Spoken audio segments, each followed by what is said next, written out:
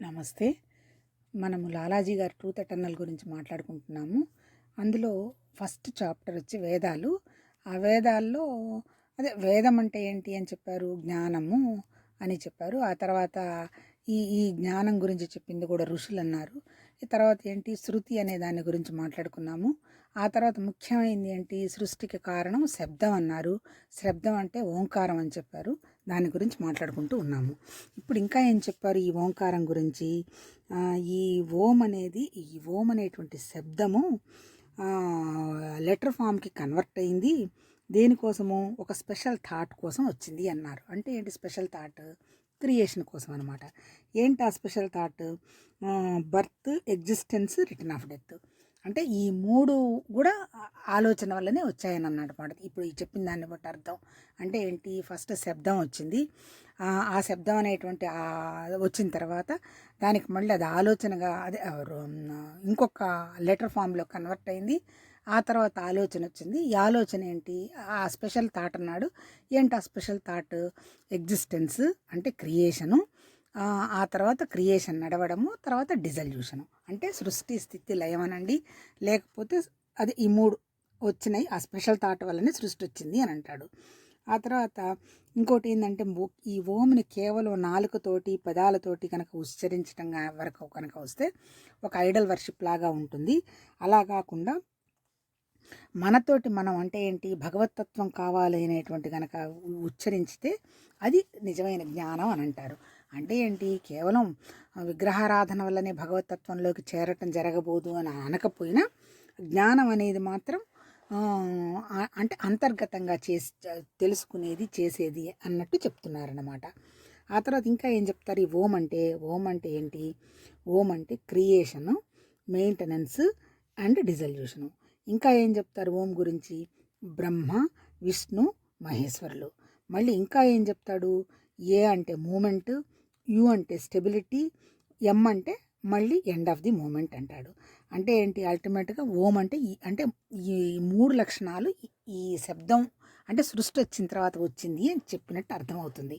ఆ తర్వాత ఇంకా ఏం చెప్పారు, ఈ ఓంకి గనక కరెక్ట్గా చెప్పడం, కరెక్ట్గా వినడం జరిగినప్పుడు మాత్రమే అది ఒక భగవతత్వ మెడిటేషన్ లాగా అబ్జార్ప్షన్ జరుగుతుంది అంటారు. ఏంటి అబ్జార్ప్షన్ అంటే అర్థం చేసుకోవటం అనమాట. ఏం అర్థం చేసుకుంటాము, సత్ ఎగ్జిస్టెన్స్ ఉన్నదని అంటే స్థితి, చిత్ అంటే నాలెడ్జ్ సరిగా అర్థం చేసుకోవడము, మూడు ఆనందం అంటే సంతోషం, ప్లెజర్, జాయ్ అనమాట. అంటే ఈ మూడు స్థితులు కూడా మనము మనకి మనం కనెక్ట్ అయినప్పుడు, అబ్జర్వ్ చేసుకున్నప్పుడు ఈ మూడు స్థితులను కూడా మనం కనుక్కోవచ్చు అన్నట్టు చెప్తున్నారు. ఆ తర్వాత ఇంకేం చెప్తారు, అసలు ఓం అంటే ఏంటి, జస్ట్ శబ్దమే అంటాడు. శబ్దం అంటే ఏంటి, ఒక వైబ్రేషను, ఒక వైబ్రేషన్ అంటే ఒక శక్తి. ఆ తర్వాత ఈ ఓంను కనుక సక్రమంగా పలికేవాడు అంటే చెప్పేవాడు, వినేవాడు కూడా ఒక పద్ధతి ప్రకారం కనుక వింటే ఇది చాలా తొందరగానే భగవతత్వానికి ప్రాసెస్ చేయొచ్చు, అంటే సత్యంతో కనెక్ట్ అవ్వడానికి అవకాశం ఉంటుంది అని చెప్తారనమాట. అంటే ఏంటి, ఇంకా ఏం చెప్తారు, నిజం చెప్పాలంటే ప్రతి సృష్టిలో ప్రతి ఇండివిజువల్ కూడా సత్చిత్ ఆనందమే అంటాడు. కాకపోతే ఏంది, దీన్ని ఎవరు కూడా అవుట్ ఆఫ్ వాళ్ళ యొక్క అజ్ఞానం వల్ల ఆ విషయాన్ని ఎవరు నమ్మరు. కానీ సచ్చిత్ ఆనందం తప్ప ఇంకొకటి ఏం లేదు, ప్రతి వాళ్ళు సచ్చిత్ ఆనందమేను అని అంటారు. ఇది ఎప్పుడు తెలుస్తుంది అంటే, ఒక సత్సంగంలో కనుక ఉండి ధ్యానం అది చేస్తున్నప్పుడు ఈ విషయాన్ని అవగాహన చేసుకోవడానికి అవకాశం ఉంటుంది అని అంటారు. ఆ తర్వాత ఇంకేమంటారు, ఈ ఓం అంటే సరే ఓం అంటే జస్ట్ ప్రొనౌన్సియేషను సక్రమంగా చేయాలని ముందు నుంచి చెప్తున్నారు కదా. ఈ ఓం అనేది ఒక విత్తనంలాగా సృష్టికి మొదలైంది అని అంటాడనమాట. బీజ మంత్రమే ఓం అంటాడు. ఆ తర్వాత ఈ బీజ మంత్రంలో ఈ మూడు ప్రపంచాలు ఉన్నాయి అంటాడు. ఏంటి ఆ మూడు ప్రపంచాలు, మూడు రకాల శబ్దాలు ఉన్నాయి కాబట్టి మూడు రకాల వేదాల కిందకి వస్తే కానీ నాలుగు లేవు. తర్వాత ముఖ్యంగా మూడు విషయాలే ఎక్కువ చెప్పటం జరుగుతుంది అంటున్నాడు కదా. అవేంటి, సత్, చిత్తు, ఆనందం అన్నారు కదా. అంటే సత్ ఉన్నది, చిత్తు ఉన్నది, ఆనందం ఉన్నది అని. అంటే ఈ వేదంలో ఈ మూడు శబ్దాలు ఉన్నాయి కదా, ఆ ఓ అం అన్నాడు కదా. ఈ మూడిట్లో కూడా సృష్టి, స్థితి, లయం అన్నాడు కదా.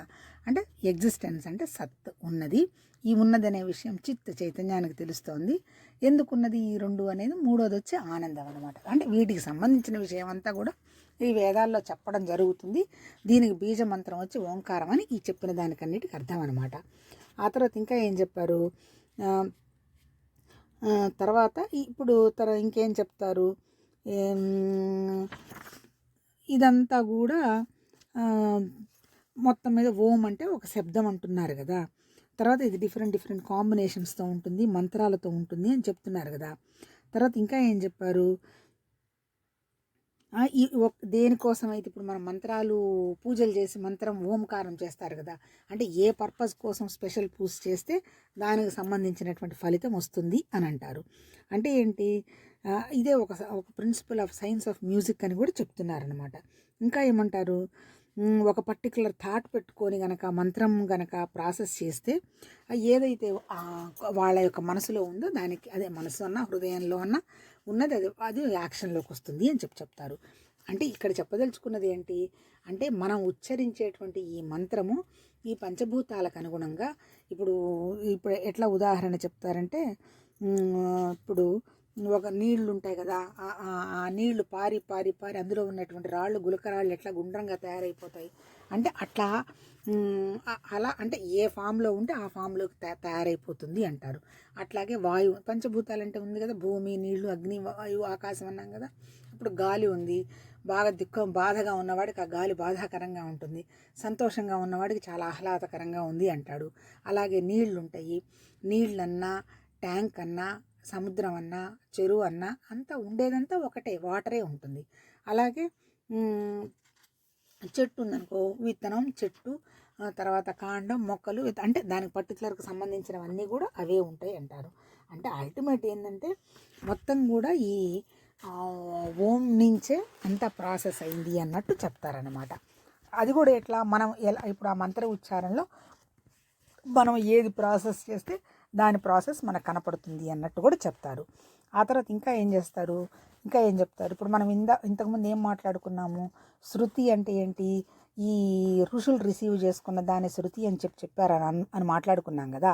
ఇక్కడ ఏం చెప్తారు, శృతి అంటే ఒక కంప్లీట్ వర్డ్ అంతేగా. ఏదైనా సరే ఇప్పుడు ఒక విషయాన్ని పూర్తిగా అవగాహన కావాలి అంటే అది చెప్పింది కరెక్ట్గా ఉంటే కదా అర్థం అవుతుంది. అట్లాగే ఈ శృతి అనేది కూడా కంప్లీట్ వర్డ్, అదే ఒరిజినల్ సౌండ్ కూడా అంతే. ఆ సౌండ్ కూడా ఈ సౌండ్ అంతా ఎట్లా వచ్చింది, ఇదంతా కూడా ఈ సౌండే క్రియేషన్ కంటే సృష్టికి కారణమైంది. ఎట్లా కారణమైంది అంటే 3 ఫామ్స్తో కారణమైంది. ఏంటి ఆ 3 ఫామ్స్ అంటాడు, క్రియేషను ఆర్ మేనిఫెస్టేషన్. అంటే ఏంటి, ఇప్పుడు మనం చెప్పిందంతా ఏంటి, శబ్దము, లోపల ఉన్నటువంటి శక్తి, ఇదంతా బయట కనపడేది కాదు కదా. కానీ సృష్టి ఎట్లాగా వ్యక్తమైంది, మేనిఫెస్టేషన్ ఫార్మేషన్లో సృష్టి వచ్చింది. అంటే ఎగ్జిస్టెన్స్ అనమాట. ఎగ్జిస్టెన్స్ అంటే లైఫ్. ఆ తర్వాత state of preservation or middle. తర్వాత ఉన్న సృష్టిని మేనేజ్మెంట్ కావాలి కదా, అంటే సృష్టి జరిగింది, సృష్టి కొన్నాళ్ళు ఉంటుంది కదా, అది రెండో స్థితి. మూడోది వచ్చేది డిజల్యూషన్ ఆర్ ఎండ్. తర్వాత ఏమవుతుంది, కొన్నాళ్ళు అయిపోయిన తర్వాత సృష్టి మళ్ళీ అది డిజాల్వ్ అయిపోతుంది అనమాట, అంటే పూర్తి అయిపోతుంది లేదా అది కలిసిపోతుంది. ఈ 3 స్థితులు కూడా ఈ శృతి అనేటువంటి కంప్లీట్ వర్డ్ శబ్దం నుంచి ఈ 3 స్థితులు వ్యక్తం అయ్యాయి అంటాడు. అంటే ఇండైరెక్ట్గా చెప్పాలంటే ఏంటి, శబ్దం ఇప్పుడు అన్మానిఫెస్టెడ్గా ఉన్నటువంటి ఒక శక్తి సృష్టి వ్యక్తం కావడానికి ఒక క్రియేషన్ ఫామ్లో, ఒక ఎగ్జిస్టెన్స్ ఫామ్లో, ఒక స్థితి ఫామ్లో, ఒక లైఫ్ ఫామ్లో ఎగ్జిస్ట్ అయింది. కానీ అది ఎగ్జిస్ట్ అయిందని ఎలా తెలుస్తుంది, ఈ ఎగ్జిస్ట్ అవ్వడం జస్ట్ ఒక శబ్దము, వర్డే కదా. ఇది తెలిసింది శబ్దమే కదా. ఇది తెలిసింది ఎవరికి, వర్డ్ థింకింగ్. అంటే 2 చిత్తుకి తెలిసిందనమాట. అంటే ఏంటి, మొదటిదేమో క్రియేషను, రెండోదేమో తెలిసిన తర్వాత మెయింటెనెన్సు, మూడోదేమో కొన్నాళ్ళు అయిన తర్వాత డిజల్యూషను. ఇది చెప్తాడు. తర్వాత ఈ 3 స్థితులు కూడా ఓంలో ఉంటాయి.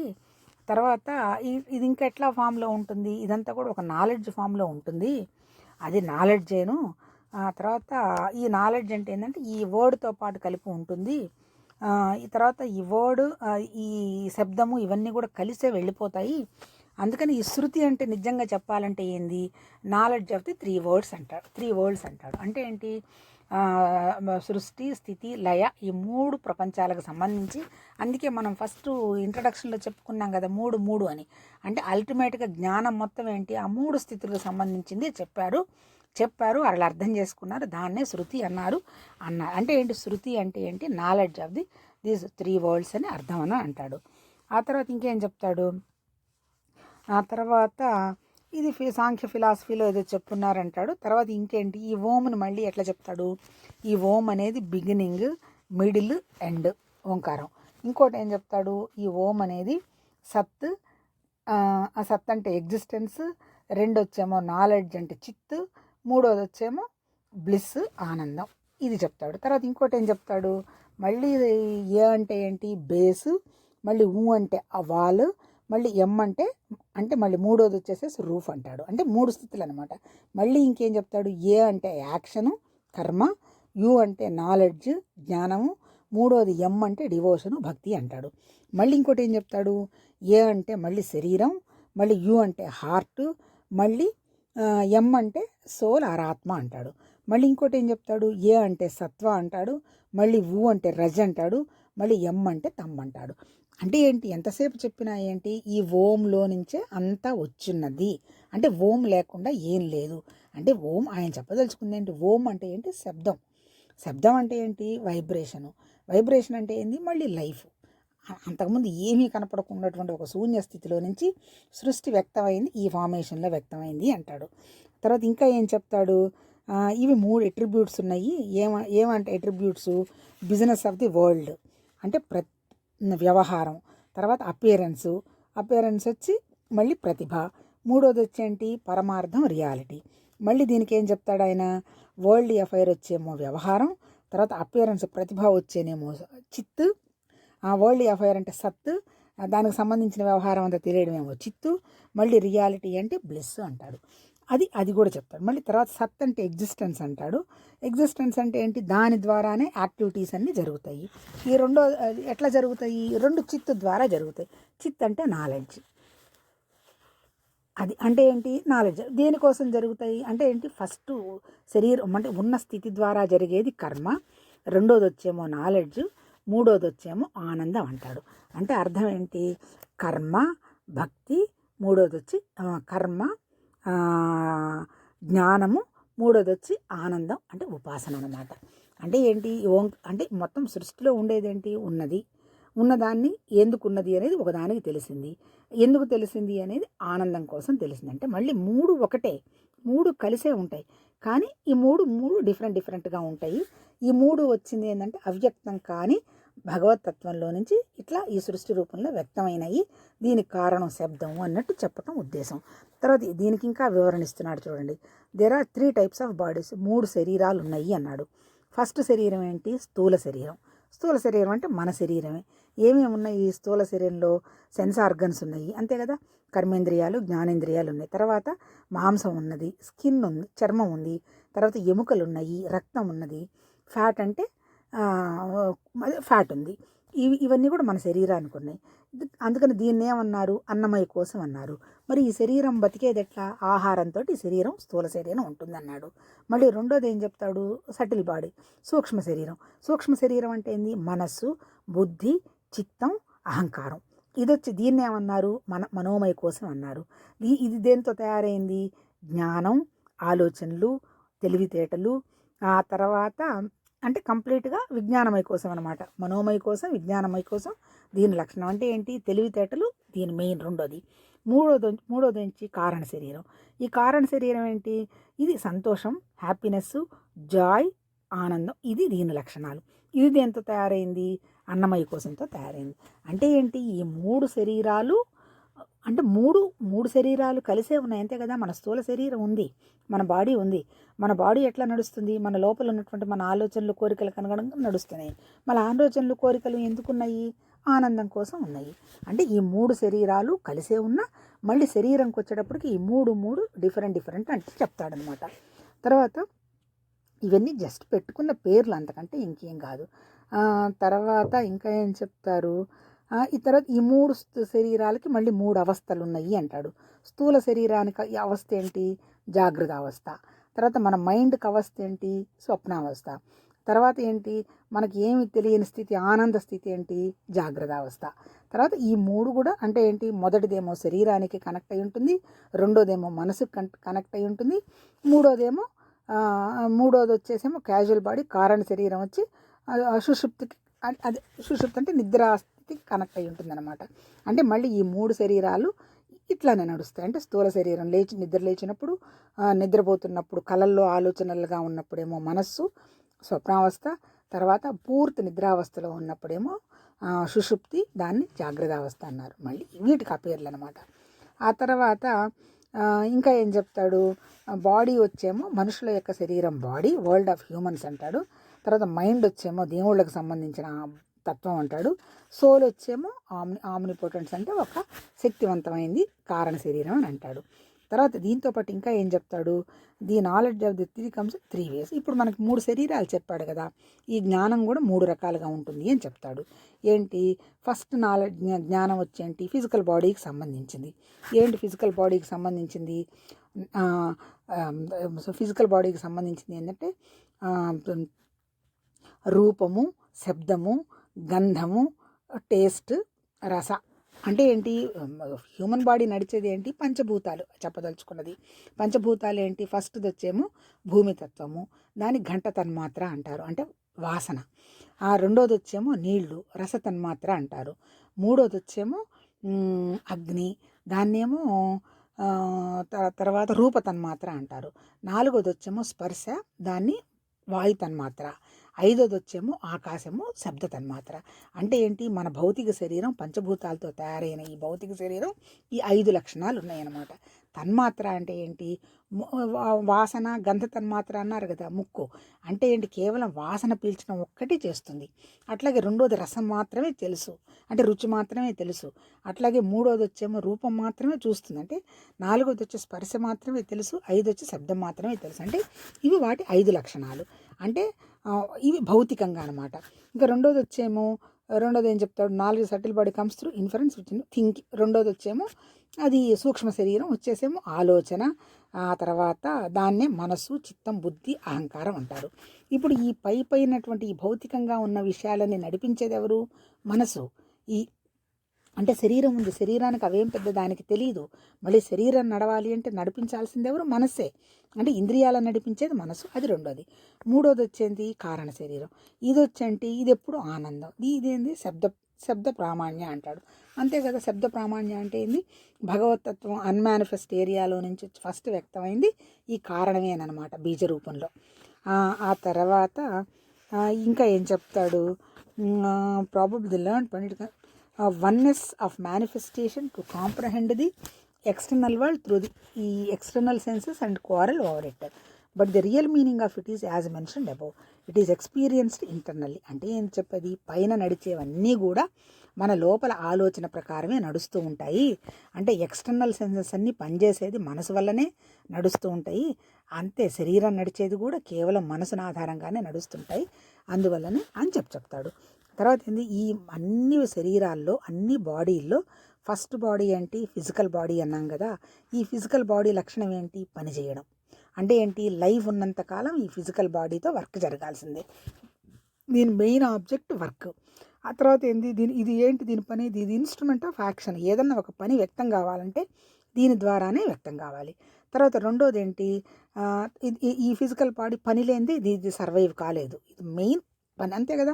ఆకలేస్తే అన్నం తింటాం, అది కూడా పని. అది తినలేని పరిస్థితి వస్తే ఈ బాడీనే ఉండదు. తర్వాత రెండోది వచ్చి సూక్ష్మ శరీరం. అదేంది, దాని ఆబ్జెక్ట్ ఏంది, నాలెడ్జ్ అనమాట. Knowledge, thought. అందుకని అదేంటి, అది నాలెడ్జ్, థాట్ లేనిదే, ఆలోచన లేనిదే అది ఉండనే ఉండదు. అంటే దాని లక్షణం ఏంటి, ఆలోచించటము, గ్రహించటము, అర్థం చేసుకోవటమే దాని పని. ఏది, మన సూక్ష్మ శరీరం, మన మనస్సు. మూడోది ఏంటి, కారణ శరీరం. ఎంతసేపటికి ఏంటి, దీనికి ఆనందం తప్ప ఇంకొక పనే లేదు. అందుకని ఎప్పుడు దీనికి ఆనందం. అందుకే ఈ ఆనందం ఎట్లా వస్తుంది దీనికి, ఇందాక చెప్పాం కదా, నిద్ర లేచిన తర్వాత ఏమో జాగృత అవస్థ, నిద్రపోతున్నప్పుడు కళలు వచ్చినప్పుడేమో మనస్సు స్వప్నావస్థ, మూడోది జాగృత అవస్థ సుషుప్తి అన్నాం కదా. సుషుప్తి కంప్లీట్గా ఆనందమేగా. మనం పొద్దున్నే నిద్ర లేచిన తర్వాత రాత్రి బాగా నిద్రపట్టిందా అన్నప్పుడు నిద్రలో మనం ఉన్నామా, లేము. అయినా సరే బ్రహ్మాండంగా నిద్రపట్టింది అంటాం.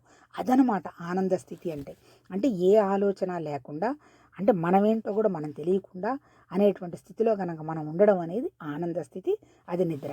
కాకపోతే ఏంటి, నిద్రలో మనకేం తెలియదు, కానీ ఈ సాధనలో మనం నిద్ర లేచిన తర్వాత కూడా భగవతత్వ పద్ధతిలో కనుక మనం ఉండగలిగినప్పుడు, నిద్ర లేచినప్పుడు మనం పనిచేస్తున్నప్పుడు కూడా మన మనస్సు అనవసర విషయాలు, జరిగిపోయిన బాధలు, జరగబోతున్న భయాలు కనుక లేకుండా కనుక సమస్థితిలో కనుక పెట్టుకుంటే, నిద్ర లేచి నిద్ర మేలుకున్నప్పుడు కూడా ఈ ఆనంద స్థితిలో ఉండడానికి అవకాశం ఉందన్నమాట.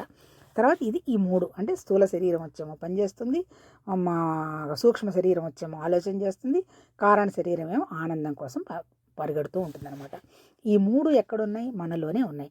అందుకని ఏం చెప్తున్నారు వాళ్ళు, ఇప్పుడు మనం పని అంటున్నాం కదా, కర్మయోగం అని.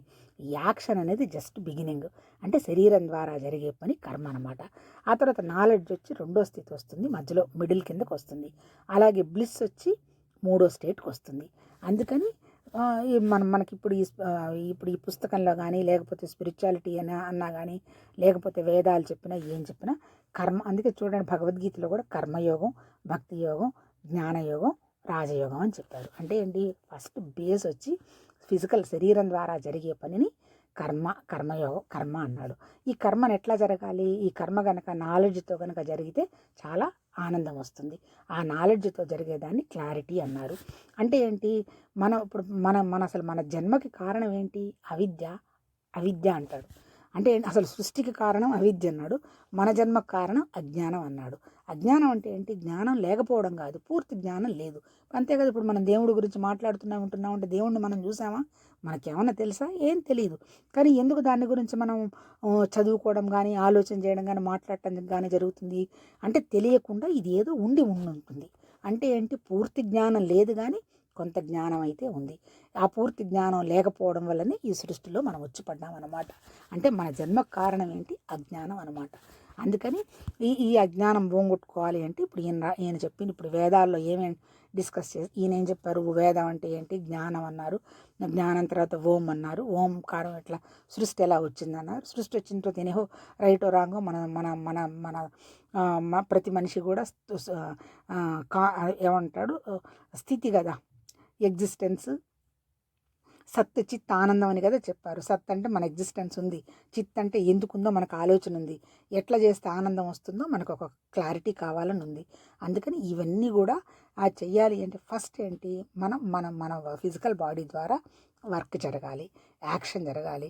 ఆ తర్వాత ఆ యాక్షన్ ఎందుకు జరుగుతుంది అనేటువంటిది తర్వాత వచ్చేసేసి జ్ఞానంతో జరగాలి. ఈ యాక్షన్ జ్ఞానం కనుక కలిస్తే వచ్చేది ఏంటి, ఆనందం వస్తుంది అన్నారు. అందుకని ఇప్పుడు ఈ చాప్టర్ ఏంటి, ఇది అయిపోయింది. రేపు కర్మతోటి మొదలు పెడదాం. అంటే ఏంటి, ఫిజికల్ బాడీ ప్రాసెస్ వచ్చి కర్మతో మొదలవుతుంది కదా, రేపు వచ్చి కర్మ టాపిక్తో మాట్లాడదాం. ఈ వేదాల టాపిక్ అయిపోయింది. ఓకే.